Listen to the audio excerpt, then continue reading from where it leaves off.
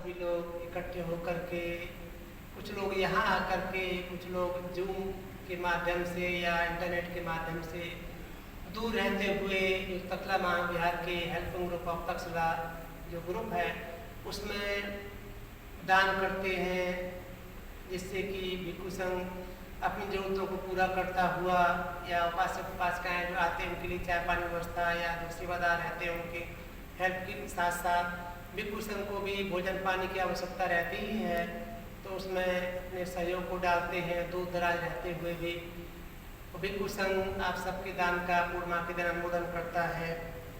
श्रद्धावानों, दान पुण्य सत्कर्म भगवान बुद्ध की शिक्षाओं में बहुत अधिक प्रशंसित है, अनुमोदित है भगवान बुद्ध के द्वारा कि जो भी उपासक उपासिकाएँ दुख से बाहर निकलना चाहते हैं, दुख चक्र का अंत करना चाहते हैं, निब्बान को प्राप्त करना चाहते हैं, उन सभी को दान पुण्य कर्म करने के साथ साथ सील आदि का पालन भी ठीक से करना होता है, क्योंकि हम जानते हैं हमें अपने दुखों का अंत करना है तो ये कर्म करना ही पड़ेगा।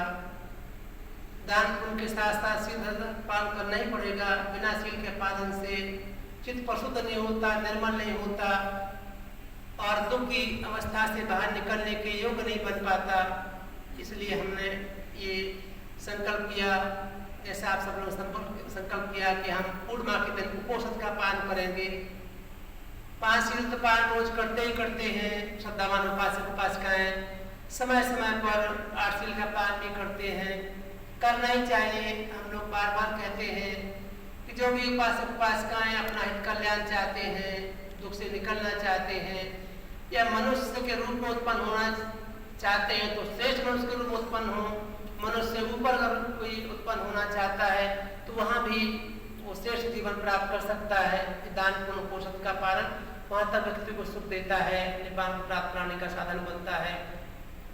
पहले भी कहते आए हैं, अनेक बार फिर कहते हैं कि भगवान बुद्ध ऐसा कहते हैं कि भिक्षु उपासक उपासिकाएँ अमृता निकाय में ये बात अच्छे से तथागत ने बताई है, समझाई है कि जो उपासक उपासिकाएँ 8 शील का पालन करते हैं, 8 शील का पालन करके अपने जीवन को उसमें ढाल करके उसका अनुसरण करते हैं तो उनको बहुत अनेक तरह के लाभ मिलते हैं, अनेक तरह का सुख मिलता है।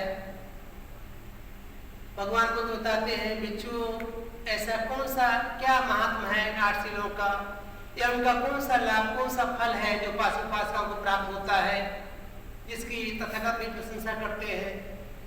भगवान बुद्ध कहते हैं भिक्षु जो उपासक उपासिकाएँ गृहस्थी का जीवन जीते हैं और परम पुरुषार्थ से अपने बच्चों का पालन पोषण आदि करते हैं, नियमित रूप से उनके लिए पोषण का पालन करना, 8 शील का पालन करना कठिन हो जाता है, क्योंकि दैनिक कार्य करने होते हैं, परम पुरुषार्थ मेहनत करनी होती है तो उसमें एनर्जी ऊर्जा की जरूरत भी रहती है। तो अगर वो भोजन नहीं करेंगे तो उनको कमजोरी महसूस ना हो तो कम से कम एक उपोषण करें पूर्णिमा के दिन या अमावस्या दिन करके 2 करें या दोनों अष्टमियों के दिन, इस तरह से महीने में चाहे तो 4 उपोषण दिन आते हैं जिनका पालन किया जा सकता है।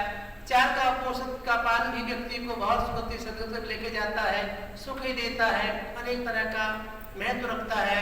जैसे भगवान बुद्ध कहते हैं भिक्षु कोई भी उपासक या श्रद्धावान उपासिका ऐसा चिंतन कर सकती है, विचार कर सकती है कि हम तो घर परिवार का जीवन जीते हैं लेकिन हमारा भिक्षु संघ हमेशा के लिए अदंडधारी होता है, अपने दंड को फेंक करके अर्थात लाठी हथियार आदि डंडे फेंक करके वो हमेशा जीवों पर दया करने वाला होता है। जीवन भर वो दया का ही काम करता है, हत्या आदि से दूर रह करके। तो हम उनके जैसा जीवन जीना चाहते हैं तो आज के दिन रात ही सही, आज का दिन और आज की रात में हम अदंडधारी रह करके यानी कि हम भी जीव पर दया करते हुए अनेक जीवों को जीवन दान देते हुए उनको सुख देते हुए आज हत्या आदि से दूर रहेंगे तो हमारा उनके जैसा जीवन भी हो जाए, उनका अनुसरण भी हो जाएगा। जैसे भिक्षु संघ और अंत आदि जो है जिस तरह से अनुसरण करते हैं जिन शीलों का, हम भी उनका अनुसरण करते हुए उनके जैसा जीवन जीने का प्रयास करेंगे, अनुसरण करेंगे, उनके जैसे चिन्हों पर चले काम करेंगे। इस तरह से उनके जैसा जीवन भी जी लेंगे और हमारा उपोषण भी अच्छे से पालन हो जाएगा। इस तरह से सोचते हैं। फिर भगवान बुद्ध बोले, बच्चों, उपासक उपासिका ऐसा भी चिंतन करते हैं कि हम ग्रस्त रहते हुए भी अनेक तरह के कामों में लगे रहते हैं। कभी कभी इधर उधर की बात इधर की उधर चीजें हो जाती हैं, पर भगवान बुद्ध की शिक्षाओं का पालन करने वाला भिक्षु संघ ये तो जीवन भर चोरी आदि से दूर रहता है, दिए हुए वस्तु को ही ग्रहण करता है, कोई चोरी आदि नहीं करता है। तो हम भी आज उपोषण का पालन करेंगे तो इनके जैसा जीवन जिएंगे, इनका अनुसरण कर लेंगे। हम बिना दी हुई चीज ग्रहण नहीं करेंगे, दिया हुआ है वही प्राप्त करेंगे। इसलिए चोरी आदि से दूर रह करके हम भी उनके जैसा जीवन जी लेंगे और इस तरह से हमारा उपोषण भी अच्छे से पालन हो जाएगा। ऐसे उपासक उपासिकाएं सोचते हैं कि हम भगवान बुद्ध की शिक्षाओं को मानने वाला पूज्य वंदनीय भिक्षु संघ तो ब्रह्मचर्य का जीवन जीता है, आजीवन ब्रह्मचारी होता है जब तक उनके शरीर पर जीवन रहता है, चाहे वो सामने या हो भिक्षु भिक्षुनिया कोई भी हो। इस तरह से आजीवन ब्रह्मचर्य का जीवन जीते हैं और हम उनका अनुसरण करना चाहते हैं। तो आज के दिन, आज की रात ही सही हम उनके जैसा जीवन जिएंगे, हम भी ब्रह्मचर्य का जीवन जिएंगे। इस तरह संकल्प करके तो उनके जैसा अनुसरण, उनका अनुसरण भी हो जाएगा और हम इस तरह से अपना उपोषण भी सुखपूर्वक पालन कर सकेंगे। इस तरह सोचते हैं। इस तरह से वो सोचते हैं कि हम झूठ आदि से, जैसे हमारा भिक्षु संघ झूठ आदि से दूर रह करके जीवन भर सत्य बोलने का काम करता है, सच के रास्ते पर चलने का काम करता है। तो हम भी उनका अनुसरण करना चाहते हैं। तो आज के दिन रात ही सही हम उनका अनुसरण करेंगे, हम भी झूठ आदि से दूर रह करके सच बोलने का काम करेंगे। इस तरह से उनका अनुसरण भी हो जाएगा और हमारा उपोषण भी ठीक से पालन हो जाएगा। इस तरह से वो सोचते हैं। ऐसे ही तथा कहते हैं कि वो नशा पत्ता आदि करके जो लोग दुख भोगते हैं, हमारा भिक्षु संघ इससे दूर रहता है, नशा आदि का उपयोग कभी जीवन भर नहीं करता जब तक उनसे जीवन रहता है। ये बुद्ध की शिक्षा में विश्वास करने वाले लोग नशा पत्ते से दूर रहते हैं। तो हम उनके जैसा अनुसरण करेंगे, उनके जैसा जीवन जिएंगे तो हमारा शील का पालन भी हो जाएगा, उनका अनुसरण भी हो जाएगा। इस तरह से हम ये भी कर लेंगे। इस तरह से उपासक उपासिकाएं चिंतन मंथन करते हैं कि भिक्षु संघ है जो जीवन भर विकाल भोजन से दूर रहता है, वो विकाल में भोजन ग्रहण नहीं करता है, हमेशा सुकाल में भोजन ग्रहण करता है। इस तरह से हम भी उनका जैसा जीवन जीने का प्रयास करेंगे, अनुसरण करेंगे उनका, तो हम भी इससे विकाल भोजन से व्रत रहेंगे। आज के दिन, आज की रात ही सही उनका अनुसरण करते हुए हमारा उपोषण अच्छे से पालन हो जाएगा, उनके जैसा जीवन भी जी लेंगे हम ग्रस्त होते हुए भी। इस तरह से भगवान बुद्ध कहते हैं, उपासक उपासिका चिंतन मंथन करते हैं। हमारा भिक्षु संघ भिक्षुनिया आदि जो सामने या कोई भी जीवधारी है, वो हमेशा के लिए ही नाच गाना आदि कभी नहीं देखते, उन्हें भाग नहीं लेते हैं, माला गंधलेपन आदि धारण नहीं करते, उनका उपयोग नहीं करते हैं। तो हम आज के दिन ही रात सही उनके जैसा जीवन जीने का प्रयास करेंगे, अनुसरण करेंगे उनका, और नाच गाना आदि से सौंदर्य सामग्री का उपयोग करके करने से दूर रहेंगे। दूर रहकर उनका अनुसरण भी हो जाएगा, हमारा उपोषण का पालन भी अच्छे से हो जाएगा। इस तरह से वो हमेशा के लिए ऊंची सैया को त्याग देते हैं। हमेशा ही वो ऐसे पत्ते आदि जो वैसी सैया होती है, बहुत अधिक विलासिता वाली नहीं होती, उसका प्रयोग करते हैं। जीवन भर उनका वही आसन रहता है, वैसे ही आसन रहता है। तो हम उनका अनुसरण करना चाहते हैं। तो आज के दिन हम अपनी जो विलासिता वाली सैया उसको त्याग करके हम भी उनके जैसा जीवन जीने का प्रयास करेंगे, उनका अनुसरण भी कर लेंगे और इस तरह से हमारा उपोषण पूरा हो जाएगा।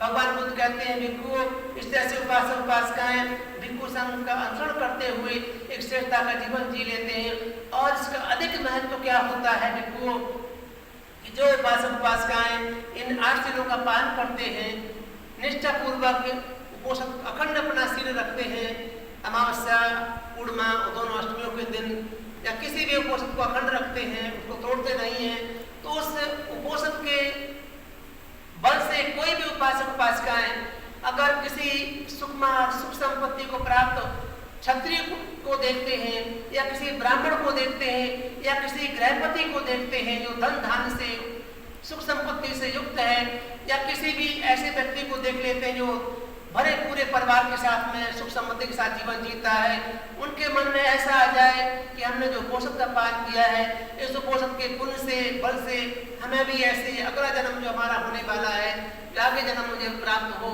उस जन्म में मैं भी ऐसी सुख संपत्ति वाला बन जाऊं।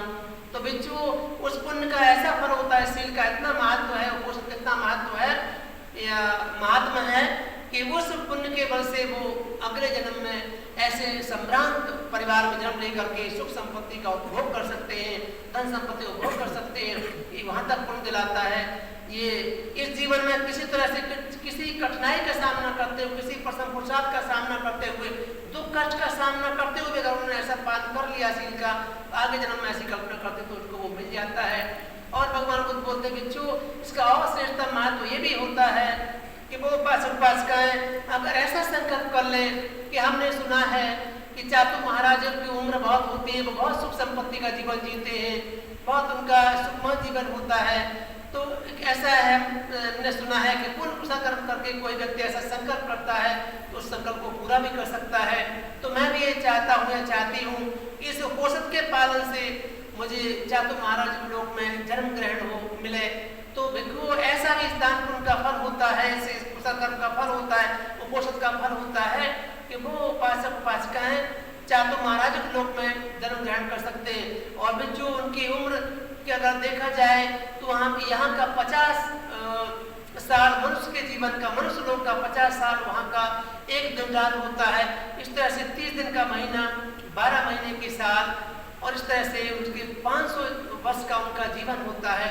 इस तरह से इतना लंबा दीर्घायु जीवन को एक दिन के उपोषण के पालन से या अमावस्या अष्टमी और पूर्णिमा के उपोषण के पालन से, महीने में 4 उपोषण का पालन करने से या किसी एक उपोषण का पालन करके भी कोई ऐसा पुण्य अर्जित करता है, संकल्प करता है, तो इतना सुख शांति का, इतना दीर्घायु जीवन उनको उस पुण्य के वजह से, उपोषण के वजह से प्राप्त हो जाता है। ऐसा भी इसका महत्व है। और भिक्षु अगर कोई उपासक उपासिकाएं इस कुशल कर्म की ऐसी चेतना बनाकर रखते हैं कि हमने जो उपोषण का पालन किया है इस पुण्य के वजह से, हमने सुना है कि जो तामसिक श्लोक होता है वो अधिक सुकुमार जीवन जीते हैं, अधिक सुख संपत्ति का जीवन जीते हैं, अधिक काम भोगों का जीवन जीते हैं। तो मेरा उपोषण के पुण्य से वहाँ जन्म हो जाए, तो जो इस पुण्य के वजह से, कुशल कर्म के तेज से वो वहाँ जन्म ग्रहण कर लेते हैं, जो मनुष्य से बहुत ऊपर होता है, श्रेष्ठ होता है। तो इस तरह से वहाँ का जीवन, जो तामसिक श्लोक का जीवन भगवान बुद्ध बताते हैं, उसमें उत्तर का कोई व्यक्ति पढ़ सकता है, या अभिधम्म संग्रह आदि ग्रंथों में भी अभिधम्म की किताबें उनमें कोई पढ़ सकता है, किस तरह से किस लोग का तथागत ने कैसा कैसा वर्णन किया है, किस की उम्र कितनी है। उसमें तथागत बताते हैं कि मनुष्य लोग का 100 साल वहाँ का एक दिन रात है। इस तरह से वहाँ 30 दिन का महीना, 12 महीने के साल, इस तरह से उनका जो है ना 1000 साल का जीवन होता है। दिव्य वर्ष से 1000 वर्ष का जीवन होता है। भगवान बुद्ध कहते हैं इस पुण्य के फल से ऐसा भी प्राप्त कर सकते हैं। और कोई उपासक उपासिकाएं ये समझता है, चिंतन मंथन करे, विचार करे, सुन रखा है कि हमने सुना है उसके ऊपर जो यामा लोक करके होता है, याम लोक के जो देव होते हैं वो अधिक सुकुमार होते हैं, अधिक सुख संपत्ति को प्राप्त करते हैं। तो इस कुशल कर्म के तेज से, इस उपोषणशील के पालन से मुझे वहाँ जन्म ग्रहण करने को मिले, तो बिच्छू वो वहाँ जन्म ग्रहण कर लेते हैं। और जो है ना इस तरह से वहाँ के अगर जीवन देखा जाए तो मनुष्य के लोक का, मनुष्य की आयु जो है उसके हिसाब से 200 वर्ष और वहाँ का एक दिन रात होता है। ऐसे ही वहाँ का 30 दिन का महीना, 12 महीने के साल, और इस तरह से वहाँ का जो है ना 2000 साल का जो है दिव्य वर्ष से 2000 वर्ष का जीवन होता है उनका। भगवान बुद्ध ऐसा कहते हैं इतना दीर्घ जीवन होता है, बहुत लंबा। इसका गुणा करके देखेंगे आप, इसका निकालेंगे तो बहुत लंबा जीवन होता है ये। मतलब कहते हैं इस 1-2 दिन का उपोषण पालन करना भी उपासक उपासिकाएं ऐसा जान ले, समझ ले, इस पुण्य को अर्जित करके, ऐसा संकल्प करके कि हमने सुना है कि इसके ऊपर तुषित लोक होता है, तो तुषित लोक के देव होते हैं, वो अधिक सुकुमार होते हैं, अधिक संपत्ति को प्राप्त करने वाले होते हैं। तो वहाँ पे लोगों का जो जीवन है वो मनुष्य के जो मनुष्य लोग का जीवन है उसका 400 साल का, यहाँ का 400 साल, वहाँ का एक दिन रात होता है। इस तरह से 30 दिन का महीना, 12 महीने की साल होती है। और इस उम्र से उनका 4000 वर्ष का जीवन होता है।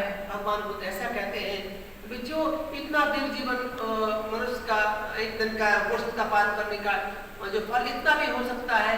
इसलिए तथागत कहते हैं आगे बिच्छू और कोई उपासक का कुशल कर्म से ऐसा संकल्प कर ले अपने शील के पालन से कि मैंने सुना है कि उससे निम्नाति लोक करके होता है। जो निम्नाति देव लोग होते हैं वो और अधिक सुकुमार होते हैं, अधिक जीवन उनका होता है, सुसंपत्ति से युक्त होता है, तो क्यों ना मैं इस दान पुण्य कर्म के तेज से या उपोषण के तेज से वहां उत्पन्न हो जाऊं। तो बिच्छू वहां को उत्पन्न होने के लिए ऐसा संकल्प करते हैं। तो वहां के जीवन के अगर हम देखें तो मनुष्य के जीवन का 800 साल, मनुष्य के लोग का 800 साल और वहां का एक दिन रात होता है। उस एक दिन रात से 30 दिन का महीना 12 महीने की साल होती है। और इस तरह से उनका देखा जाए तो उनका 8000 जो है ना वर्ष का 8000 दिव्य वर्ष का जीवन होता है, इतना दीर्घ जीवन होता है। और बिच्छू और भी कोई उपासक उपासिका अगर ऐसा चिंतन मंथन करते हैं, विचार करते हैं कि हमने सुना उसके ऊपर पन्ने में स्मृति लोक होता है और वो जो है ना देवलोक इनसे भी ऊपर होता है, छठवां देवलोक करके कहलाता वो, इनसे भी अधिक सुकुमार है, अधिक ज्यादा दीर्घायु होते हैं। तो भिक्षुओं इस संकल्प से वहां भी उत्पन्न हो सकते हैं। तो वहां के जीवन की अगर आयु गणना करें तो बहुत अधिक दीर्घ जीवन होता है। यहाँ का देखा जाए तो 1600 जो है ना वर्ष वहां का एक दिन रात होता है। उस तरह से 30 दिन का महीना 12 महीने की साल और उस तरह से उनका 16000 जो है ना दिव्य वर्ष का जीवन होता। बहुत दीर्घ जीवन है, बहुत लंबा जीवन होता है। ये इस तरह से कहने को तो लगता है लोगों को कि ये उपोषण हमें क्या देने वाला है, या उपोषण का आश्रित का पानी दिन कर भी लेंगे तो हमें क्या फल मिलने वाला, सुख मिलने वाला है। ये अन्य तरह के व्रतों से बहुत हटके हैं, क्योंकि यहाँ चित्त को विशुद्ध करने के लिए सील को विशुद्ध किया जाता है। जब सील विशुद्ध हो जाता है, जब सील विशुद्धि हो जाती है तो यही 7 विशुद्धियों में सील विशुद्धि भी अपना सहयोग डालते हुए व्यक्ति को निब्बान की ओर भी लेकर के जाती है। तो उपोषण का पालन बहुत महान फल देने वाला होता है, महान सुख देने वाला होता है। तो हम भिक्षु संघ की ओर से उपासक उपासिकाओं को बार बार यही कहने का प्रयास करते हैं कि आप दान पुण्य भी करते हो, बुद्ध की शिक्षा में विश्वास भी करते हो, जितना बनता है जितना हो सके ओके सोके हो करके आप 5 शील का पालन कर भी लेते हो, लेकिन समय समय पर आप 8 शील का पालन करना भी सीखो। क्या पता है कि आपका अंत समय आए जब तो उससे पुण्य कुशलकर्म आपके चित्त में जाग जाए, उपोषण का पालन जो आपने किया जीवन में वो जाग जाए, वो जाग करके आपको इतना दीर्घ सुख संपत्ति वाला जीवन मिल जाए। क्योंकि जब इस आर्य दृष्टि आर्य विनय से विनीत होता है, कोई उपोषण का महत्व भी जानता है उपासक या कोई उपासिका जानती है, तो जहाँ जहाँ उत्पन्न होते हैं वहाँ इसी ओर झुके रह करके कि वो जानने लग जाते हैं कि हमने कौन सा कर्म किया, उस कर्म से हमें यहाँ जन्म ग्रहण करने को मिला है, इतना सुख भोगने को मिला है, तो क्यों ना मैं अपने पुण्य को और बढ़ाऊं, सुख को और बढ़ाऊं। तो और अधिक समाहित चित्त रहते हुए कुशल कर्म में वो लगे रहते हैं और ऐसे करते करते कभी वो शुद्धवान होते हैं, धर्म को सुने होते, धर्म का चिंतन मंथन करने में सक्षम हो जाते हैं। तो वो वहीं रहते रहते निब्बान को प्राप्त कर सकते हैं, विमुक्त हो सकते हैं, अपने चित्त को तमाम तरह के बंधनों से, दिव्य और मानसिक बंधनों से मुक्त भी कर सकते हैं। तो ये छोटा नहीं है, उपोषण का पान बहुत फल देने वाला होता है, बहुत अधिक सुख देने वाला होता है। तो सभी उपासक उपासिकाओं को ऐसा सुख शांति का जीवन जीने का प्रयत्न करना चाहिए। मनुष्य के जीवन में भी रहते, मनुष्य लोक में रहते हुए भी वो बहुत सुख प्राप्त कर लेते हैं, संबंधी को प्राप्त कर लेते हैं। और साथ साथ में उपोषण का पान का जब फल आता है उनके जीवन में बहुत अधिक सुख देने वाला बन जाता है, दिव्य ऐश्वर्य से युक्त होकर के वो वहाँ का जीवन जीते हैं।